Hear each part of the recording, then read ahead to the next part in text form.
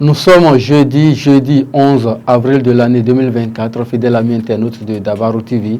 Merci de prendre le rendez-vous de la revue des titres de ce matin. Comme d'habitude, on démarre par la manchette du quotidien Maison. Fête de Ramadan 2024 au Bénin, les fidèles musulmans ont prié pour la paix et l'unité nationale.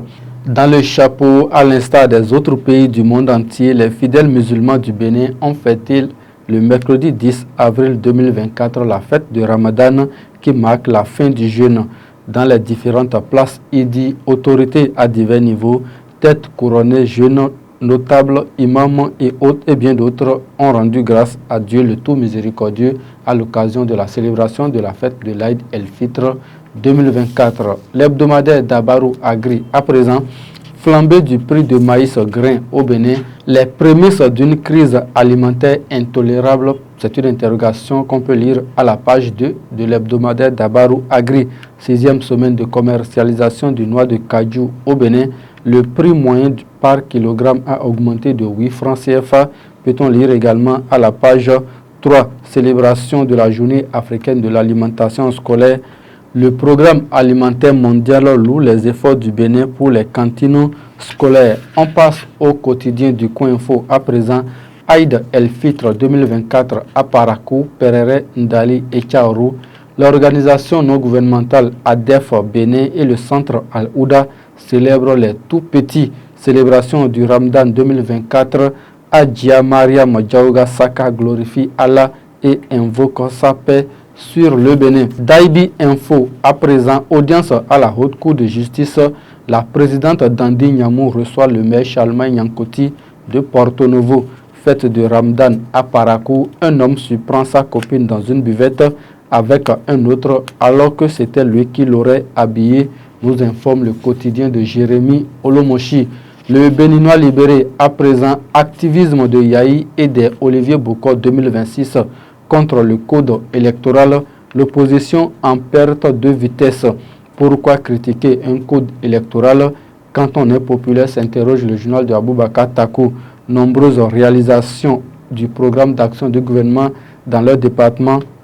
Les maires du Mono remercient le chef de l'État Patrice Talon. Le matin nous donne à lire ce matin lutte contre le terrorisme au Bénin, de nouvelles mesures pour renforcer le dispositif sécuritaire. À l'oreille du journal, on peut lire Malanville, résurgence des clébés dans les postes de contrôle de la police et de la douane, les mises en garde du procureur du tribunal. Info matin, limogeage ou démission de Johannes Dayon. Attention, pas de conclusion active. Répression des infractions routières phase 2, une opération à calibrer pour les transports en commun. Gasquiani Info, ce matin, fin de mandat des surprises pour le chef de l'État Patrice Talon. Douane béninoise, la liste des fonctionnaires affectés est à lire à la page 10. Matin libre à présent, Bénin appelle à la libération de Aïvo et Madougou. Lire les mouvantes tribunaux du Tchadien Eric Topona à la page 2. Vie associative, le journal nous informe que le bureau de la diaspora béninoise du Brésil est désormais installé. On retrouve le quotidien Le Matinal ce matin, enjeux électoraux de 2026. Talon sonne la cohésion de la majorité présidentielle. Échange avec les responsables des partis Mouel Bénin et Renaissance nationale. Un cadre de concertation des partis de la mouvance en gestation. Réalisation du programme d'action du gouvernement dans leur commune. La gratitude des maires du Mono. Fraternité nous donne à lire ce matin. Cadre de concertation des partis de la mouvance présidentielle. Union sacrée avant les prochaines échéances électorales. Les grandes manœuvres pour ratisser l'âge en 2026, pense le journal. Reprise de la desserte au Bénin, Cameroun Airline Corporation Camerco reprend ses vols sur la ligne Douala-Cotonou à compter du 6 mai 2024. Les autres titres du quotidien Maison à présent.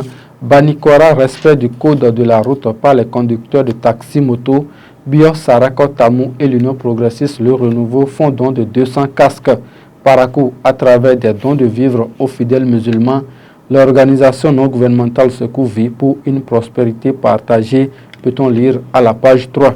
Redynamisation du dispositif pour plus d'impact dans la lutte contre les VBG. La Fondation Batonga et ses partenaires font le bilan des actions menées, peut-on lire également dans les colonnes du journal Dabarou. Ce sera tout, fidèle ami internaute, pour la revue des titres de ce matin. Raimat Agani était à la réalisation. Merci de nous avoir suivis. À la prochaine.